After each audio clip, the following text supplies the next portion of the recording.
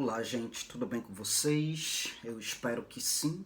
Estou vindo aqui no canal Só Psicanálise para trazer para vocês uma temática que é muito pertinente no âmbito da psicanálise, na esfera psicanalítica, sobretudo na clínica, no setting. É muito recorrente observar, escutar e enxergar isso no que diz respeito à dinâmica de vida dos pacientes. Mas gostaria de salientar que não é só na dinâmica de vida dos nossos pacientes que isso acontece. Na nossa dinâmica de vida também estamos vulneráveis e fadados a de fato se repetir em esferas que de repente causa muita dor ali, mas a gente se repete. E bom, eu acho que você já se percebeu, já pode ter se percebido em padrões de relacionamentos, por exemplo. Algo que se repete ali na dinâmica das relações. De repente você já pode ter identificado escolhas no que diz respeito a caminhos que no fundo você sabia que de repente aquilo ali ia dar errado, mas mesmo assim você vai lá e faz. Mesmo assim você vai lá e de fato adentra na esfera. É como se algo na gente, dentro da gente, soubesse antes do tempo que aquilo ali ia dar errado, mas mesmo assim a gente vai lá e faz, né? A gente sabe do abismo, mas a gente vai lá e coloca os pés. A gente sente ali o cheiro da dor, mas a gente vai lá e se entrega. E aí depois vem a frustração, vem a sensação de estar preso num ciclo que ninguém vê, que ninguém percebe, que ninguém identifica, que você mesmo, você mesma não vê, não identifica, não percebe, mas você sente a dor dessa repetição. Diante disso, o que eu quero trazer aqui é que muitas vezes o sujeito ele se repete não é só por teimosia. O senso comum muitas vezes tem essa inclinação para olhar para isso como sendo uma teimosia, mas não é só uma teimosia. Estamos diante de uma dinâmica que é inconsciente e que, ok, a gente se repete, muitas vezes a gente até identifica que está se repetindo em determinadas dinâmicas de vida, mas a gente não tem a clareza, não tem a consciência do que é que leva a gente a esta repetição. A gente encontra dor ali, a gente encontra sofrimento, a gente encontra desprazer denso, mas a gente se repete. Como se algo muito maior do que nós nos levasse, de fato, à devida repetição. Poxa, mas isso aqui dá tão errado, mas eu continuo fazendo. Por que eu estou me repetindo? Isso aqui já deu errado antes na minha vida, mas eu continuo fazendo. Por que eu estou me repetindo? Nossa, conheci uma garota, comecei a namorar com ela e na medida que o relacionamento foi avançando, ela começou a apresentar ali um comportamento, uma dinâmica que me causou muito sofrimento, muita dor, mas os sinais estavam ali presentes desde o primeiro momento. E eu percebi os sinais, mas eu ignorei e eu fiquei ali naquela situação. Até que o meu namoro acabou. E eu conheci uma outra garota e pasmem. Ela tem a mesma dinâmica e apresenta o mesmo comportamento e os mesmos sinais da minha namorada, da minha ex-namorada. Por que eu me repito nisso? Por que eu permaneço? Não estou falando de mim, tá, gente? Estou trazendo aqui uma fala que denota muitas vezes o que eu escuto no setting por parte do paciente. Poxa, Caio, e é isso? E cara, eu já estou no terceiro relacionamento e toda vez o relacionamento chega ao fim, inclusive por conta de demandas semelhantes. Eu conheço a pessoa e eu tenho ali uma certa intuição de que vai dar errado, porque eu já vivi isso antes e me parece algo familiar. Mas eu fico ali, é maior do que eu. É como se eu, de fato, fosse consertar a pessoa, ou sei lá o quê. Mas eu fico ali, sentindo aquilo ali, tá doendo e eu permaneço. E é sobre isso, gente. Na análise, a gente aprende que o que se repete não é só o que dá errado, mas aquilo que de fato não foi escutado. O que insiste, de fato, em retornar é muitas vezes o que foi silenciado lá atrás. Tive lá o meu primeiro relacionamento, já estou no terceiro. Mas eu não trabalhei as demandas de dores, de frustrações, sabe, o luto do término. Não trabalhei nada disso. Isso fora silenciado lá atrás. E eu tô no terceiro relacionamento e eu me percebo e me vejo vivendo a mesma coisa, a mesma dinâmica. Que azar. Não se trata de azar, nem de fraqueza. Se trata de fato de um sujeito que está tentando dizer algo, mas não sabe falar com palavras. Não sabe. E isso se repete nas ações porque o inconsciente ele quer falar de alguma forma.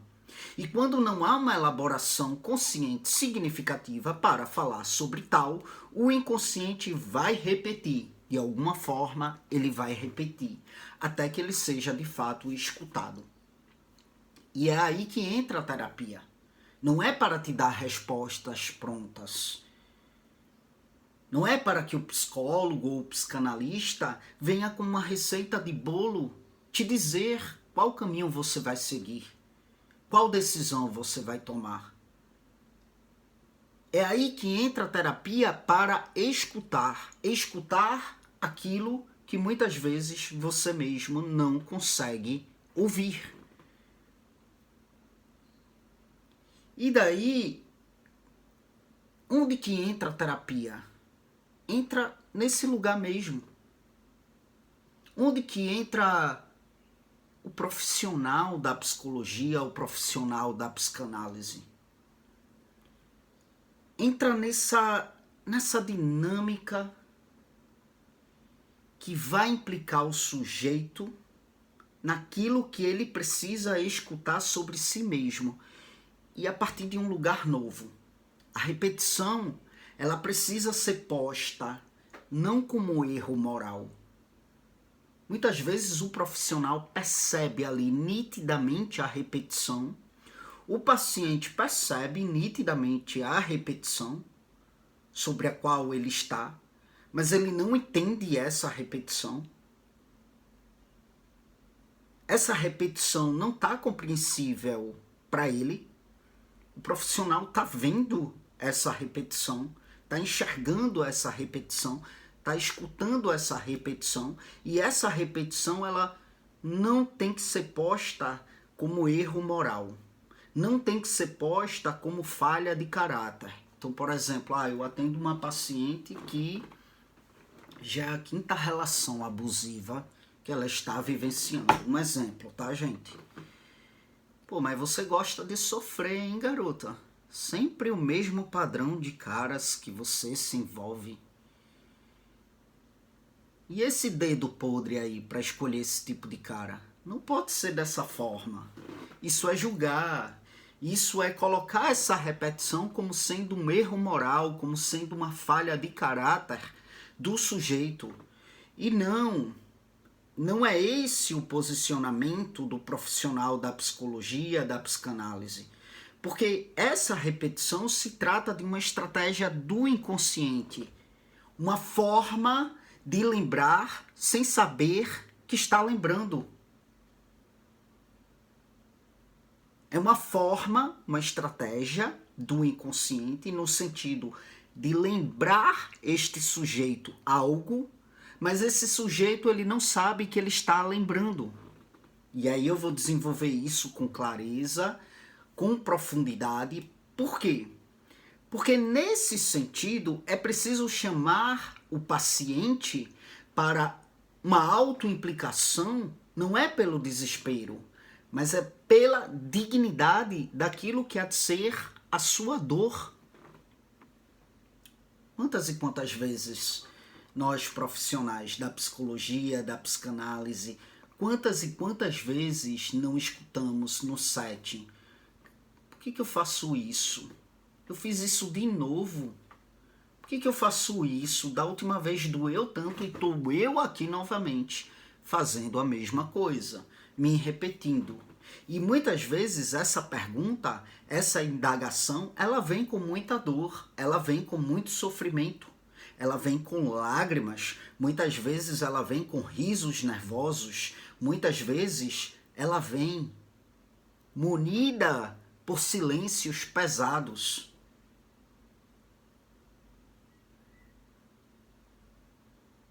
Essa repetição, gente, toca em, posso dizer que um dos nervos mais sensíveis da psicanálise. Porque a gente está frente a uma compulsão à repetição. E Freud, ele se debruça sobre isso, especialmente em Além do Princípio do Prazer. Quem não leu esse texto de Freud, é importante ler, porque isso é base muito importante da psicanálise. Além do Princípio do Prazer. É onde Freud vai se debruçar. E ele começa, nesse texto, ele vai explicando o quanto que ele começa a perceber que algo escapa a isto que há de ser a lógica do prazer, a isto que há de ser a busca por satisfação.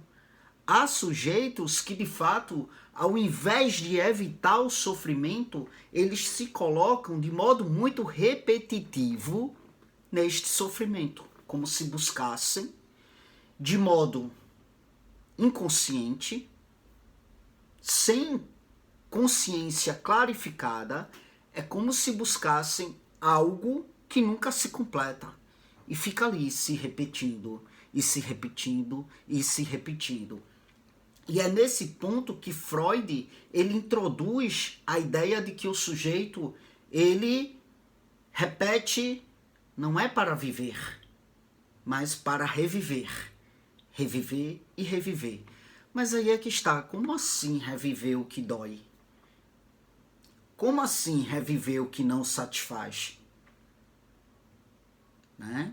Então vejam, o sujeito, ele não está com essa repetição vivendo o presente, não. Ele está encenando algo antigo, algo que não fora trabalhado, que não fora simbolizado. Algo que talvez nem seja seu, inclusive, mas que se colocou em sua história, como a marca. Uma cicatriz, de fato, não reconhecida, que sangra em silêncio. Então, ele vai repetindo isso, porque o inconsciente adentra numa dinâmica de querer ser escutado quanto a isto, para que isto possa ser nomeado. E uma vez que não é nomeado, uma vez que não é dito, sabe, por meio da palavra, da linguagem, da associação livre, fica ali de modo muito mal resolvido no inconsciente. E vai se repetindo e se repetindo e se repetindo. Então, a mocinha lá que teve o primeiro namorado abusivo,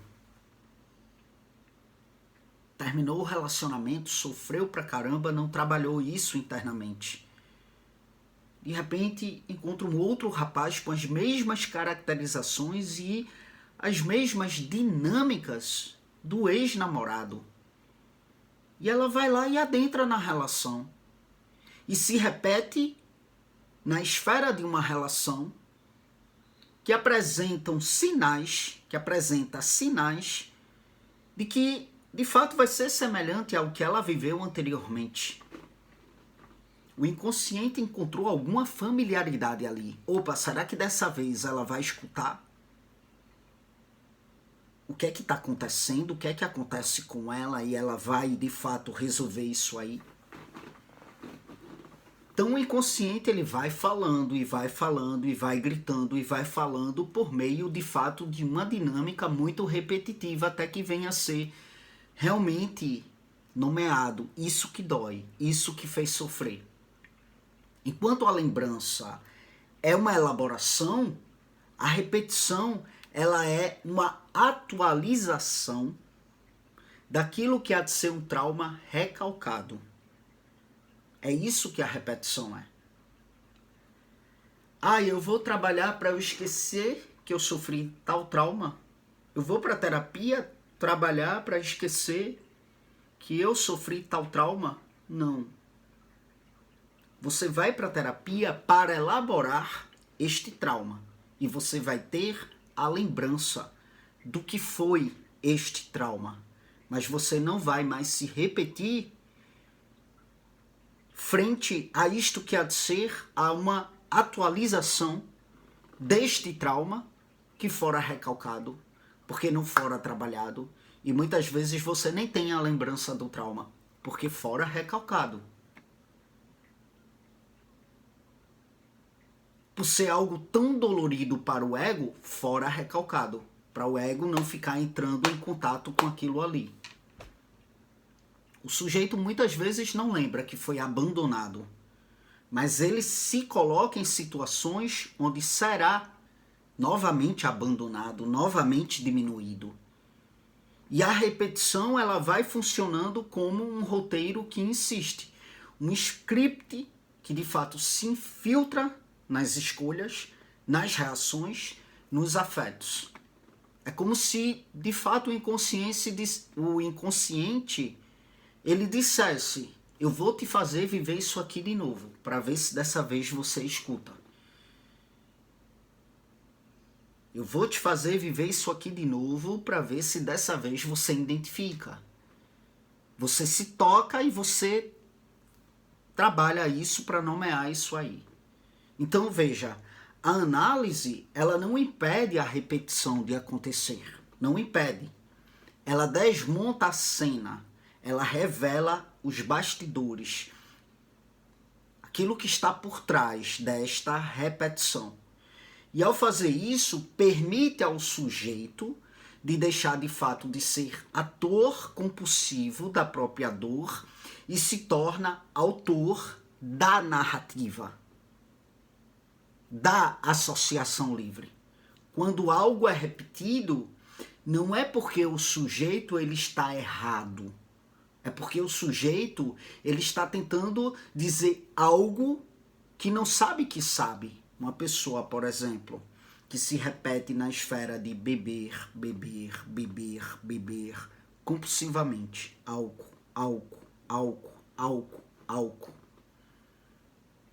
Até que de repente se torna um alcoólatra. Ou melhor, um alcoolista. Né? Não se fala mais alcoólatra. Tá? Se fala alcoolista, tá? Então veja, ele se repete nisso.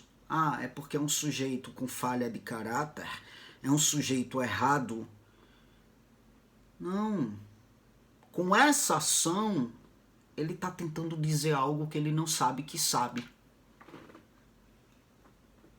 E é na escuta, é na associação livre, é no encontro com o psicólogo, com o analista, onde esse psicólogo, esse analista não pode se colocar nessa posição de julgar, mas de fato implicar. Que daí então o sujeito ele começa a sair do ciclo. Então se vem uma pessoa para mim que é adicta, tem compulsão por álcool, eu não vou julgar essa pessoa. Eu não vou dizer para essa pessoa, mas olha, tu não se cansa não? Tu não estás vendo que isso está te colocando no buraco? Não é essa a minha função. A minha função é implicar esse sujeito para que ele possa se escutar nessa dinâmica. O que é que está por trás disso? O que é que leva esse sujeito a essa repetição em uma esfera que o maltrata tanto? Então, uma pessoa que sai de um ciclo repetitivo, ela não sai, não é porque ela foi curada, mas porque ela conseguiu de fato se escutar, ela conseguiu de fato significar o que antes só atuava nela, sabe?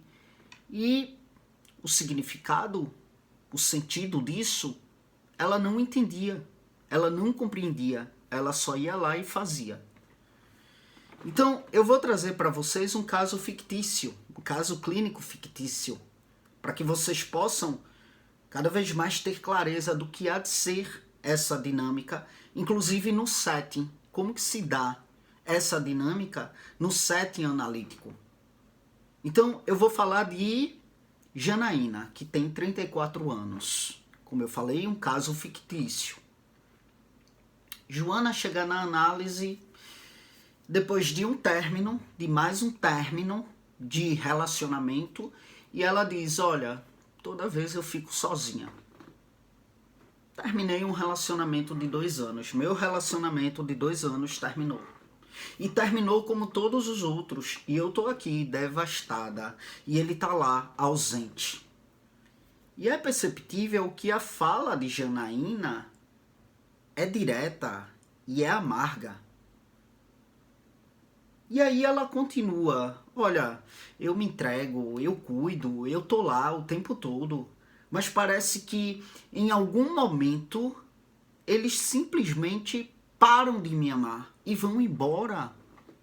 E eu fico na amargura. E ela recitava isso no setting como se fosse um salmo antigo, decorado. E ela falava sobre isso o tempo todo. E a queixa era abandono. Mas veja bem, a clínica, sobretudo psicanalítica, é uma escuta que desconfia das palavras prontas. Na medida que Janaína ela foi se permitindo associar livremente, algumas cenas começaram de fato a aparecer. Primeiro, os pequenos detalhes do relacionamento. Ela sempre se envolvia com homens emocionalmente indisponíveis. Nunca era ela que terminava o relacionamento. Mas uma coisa, ela sempre dizia no setting, eu já sabia que ia dar nisso. Eu já sabia. E o mais curioso, ela não conseguia dizer o que de fato ela queria de verdade. Ela não conseguia dizer. Ela se colocava no lugar onde ela só preferia agradar, calar e entender o outro. Mas ela não dizia o que ela de fato desejava, o que ela de fato queria. Com o tempo, a análise foi cada vez mais dando permissividade, abertura, para que ela pudesse associar livremente. E Janaína ela começou a lembrar da infância. O pai, alcoolista, vinha e ia o tempo todo, deixava a mãe e voltava para a mãe. Deixava a mãe e voltava para a mãe. Maltratava a mãe, daqui a pouco vinha todo carinhoso, voltava com a mãe. A mãe ali submissa, ensinava que mulher que fala demais assusta o homem, então tem que ficar caladinha, agradar mesmo, para não assustar esse homem e terminar sozinha. E Janaína cresceu tentando ser perfeita. Tentando ser perfeita para não dar trabalho, né? Como se a sua presença só fosse permitida se essa presença viesse com gratidão e silêncio, agradecer por tudo, e silenciar diante do que desagrada. E a sessão, onde tudo mudou, começou com uma fala muito comum. Ela começou a dizer, eu acho que o meu ex se cansou de mim. Por isso que ele foi embora, ele simplesmente cansou. A partir dessa fala, tudo começou a mudar. Uma fala comum. uma fala bem comum. Eu acho que o meu ex se cansou de mim. E aí o que é que acontece? O profissional ali, o analista, ele não respondeu com consolo. Não, que isso? Ele foi embora porque ele não presta. Não é sobre você. Tenha calma. Vai aparecer alguém que venha te amar como você merece. Não. Pela primeira vez, ela se viu em um âmbito onde ela não foi consolada. O profissional ficou ali, em um silêncio denso. E após ela falar e associar livremente, ele vai e intervém. Você se cansa de você, Janaína? E Janaína silenciou. Um silêncio diferente. Não de contenção. Não foi um silêncio de contenção. Não foi um silêncio de repressão. Ela não foi reprimida, ela não foi julgada.